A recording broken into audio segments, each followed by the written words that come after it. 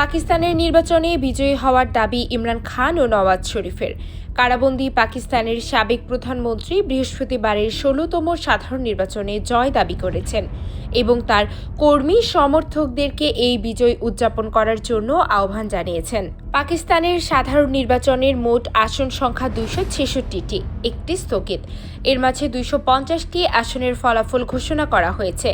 তাতে দেখা গেছে ইমরান খানের দল পিটিআই সমর্থিত স্বতন্ত্র প্রার্থীরাই স্পষ্ট ব্যবধানে এগিয়ে। কিন্তু আসন সংখ্যার দিক দিয়ে পিছিয়ে থাকলেও আরেক সাবেক প্রধানমন্ত্রী নওয়াজ শরীফ বলছেন তার দল পাকিস্তান মুসলিম লীগই PMLN এই নির্বাচনের সবচেয়ে বড় দল।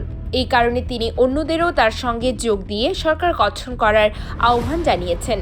এদিকে নির্বাচনের চূড়ান্ত ফলাফল এখনও প্রকাশ না হলেও প্রাথমিক ফলাফলে দেখা যাচ্ছে কোনো দলই এই নির্বাচনে একক সংখ্যাগরিষ্ঠতা পেয়ে বিজয় লাভ করেনি। AI দিয়ে কারাবন্দী ইমরানের বার্তা, ইমরান খান এখন পাকিস্তানের কারাবন্দী। নির্বাচনের কিছুদিন আগে তার বিরুদ্ধে রাষ্ট্রীয় গোপন নথি পাচারের অভিযোগ আনে সরকার। যদিও মিস্টার খান দাবি করেন যে তার বিরুদ্ধে আনা মামলাগুলো রাজনৈতিকভাবে উদ্দেশ্যপ্রণোদিত। নির্বাচনে তার দলের প্রার্থীরা এগিয়ে থাকায় জেল থেকে তিনি তার ভেরিফাইড এক্স, বর্তমানে টুইটার অ্যাকাউন্টে বাংলাদেশ সময় শনিবার মধ্যরাতে কৃত্রিম বুদ্ধিমত্তা ব্যবহার করে তৈরি করা এক ভিডিও বার্তা পোস্ট করেন।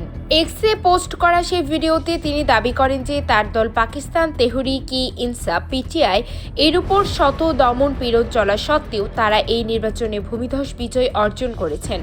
তার দল সমর্থিত প্রার্থীদেরকে ভোট দিয়ে জয়যুক্ত করার জন্য তিনি ভোটারদের প্রতি কৃতজ্ঞতা প্রকাশ করেন। তিনি সেখানে নওয়াজ শরীফকে একজন দুর্বল নেতা হিসেবে অভিহিত করেন। সেই সাথে তিনি আরও বলেন যে পাকিস্তানি নাগরিকরা তাকে চায় না।